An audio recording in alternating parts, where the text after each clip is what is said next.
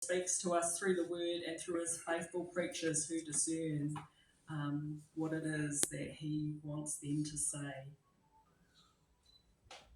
So today I'm giving an update on the pastoral care, and I can see many parallels through the sermon of how to pastorally care well.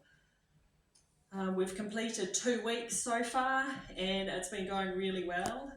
I might be a bit biased, but a highlight for me is that the group really encourages and supports one another and gets around and gives us wonderful encouragement. And we have really valuable conversations of sharing with collective wisdom and discernment. In the first week, we learned about Jesus and how he is our shepherd, a great role model for us. He is caring, kind, compassionate. He is wonderful. He brings the lost sheep and he goes out to find them and he brings them back to us. And he exhibits the fruits of the Spirit. So we learned all about the fruits of the Spirit and what it means to kind of follow Jesus and look to Jesus in pastoral care. We also learned like the nuts and bolts. So we learned about the safety, boundaries, timekeeping, protecting those who you are caring for and protecting yourself in pastoral care. And we looked at 2 case studies and we figured out what those people would need in their situations, how we could help them, and those were really rich discussions as well. And we learned that prayer is a really important part of pastoral care, so praying for one another is really important.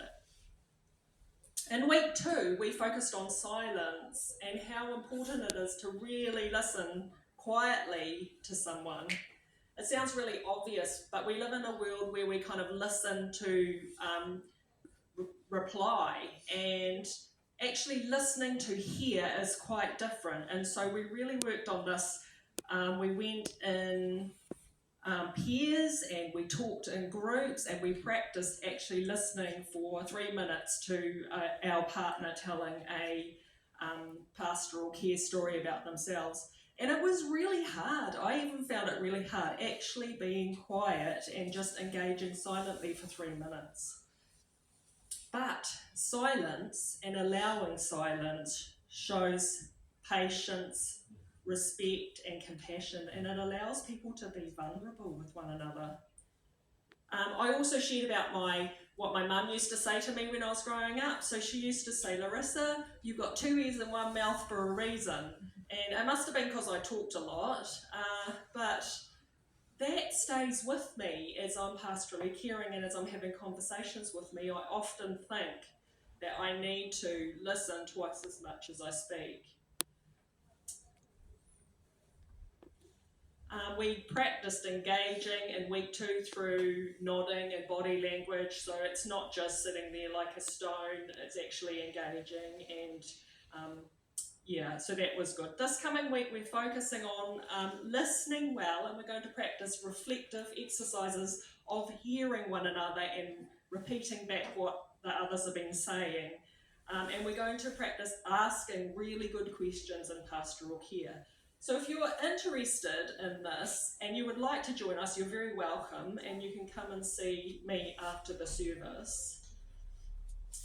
Yeah, because pastoral care is so important because it supports the vulnerable members of our community by offering compassion, guidance and practical help during times of struggle and isolation. Through listening, encouragement and prayer, pastoral care helps people feel valued, connected, supported, and their emotional, spiritual and social well-being. Praying for people is an important part of pastoral care and for one another. And that is what we have the opportunity to do now. Keisha shared about the need for one another and to stand up for injustices. So let's pray with one another in small groups. Now, today, you could pray for people that come to mind, maybe your work colleagues, friends, your family. Pray for those caught up in war or around the world. We'll do that for 5 minutes, and then I will conclude our time with a prayer before the worship team comes up. So if you'd like to get into some small groups now and pray, that'd be great. If any of you feel uncomfortable doing that, there's no problem at all. You can just sit quietly and pray